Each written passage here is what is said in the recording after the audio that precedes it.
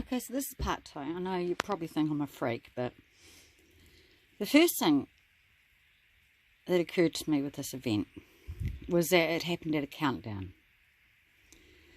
Now, there was an attack this year, like the Lord told me to watch, and I've told Billy and Mark, for SHOOTERNT attacks this year. That's what the Lord said. I'm in a holding pattern, but this is what's going to happen this year, right?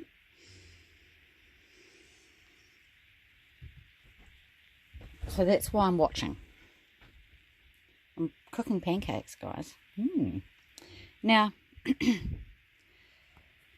this all harks back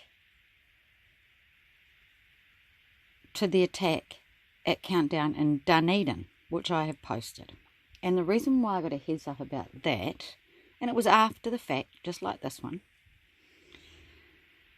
was that it was a knife attack, and someone was cut in the neck, and the staff of Countdown were doing first aid with a pack and say bag, or a bag, a new wheel bag, right, putting first aid pressure on the bleeding neck. I don't mean to be gruesome, but the Lord did give me a very gruesome dream about Jeff Briley. So, I'm going to link that. I'm going to have a wee gold search of my upload about the previous Countdown attack. And it was a stabbing attack, and I think there were 6 victims as well. But in my dream, it was a box cutter that went to the neck of Jeff Briley, and he was bleeding out, and I grabbed a tea towel and put direct pressure on it. Listen to this.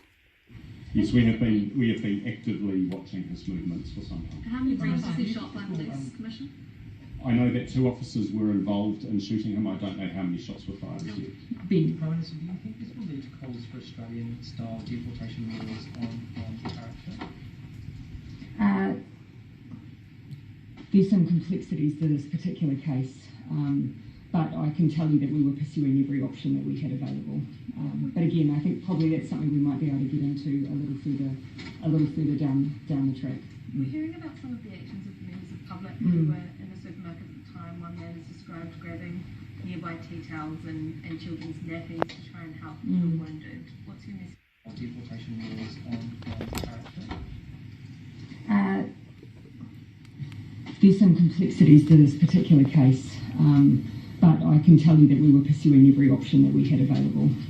But again, I think probably that's something we might be able to get into a little further down the track. We're hearing about some of the actions of members of the public who were in the supermarket at the time. One man is described grabbing nearby tea towels and children's nappies to try and help the wounded. What's your message for those who... So, as soon as I hear these things, it confirms that this is a spiritual. I have a spiritual perspective on everything. I'm not about the politics. I don't get caught up in the parade. I've been warned about it. But what the Lord has shown me is I grabbed a tea towel and put it against Jeff Briley's neck. First aid. And you just heard what you heard. So this is my part 2. We'll see where it goes.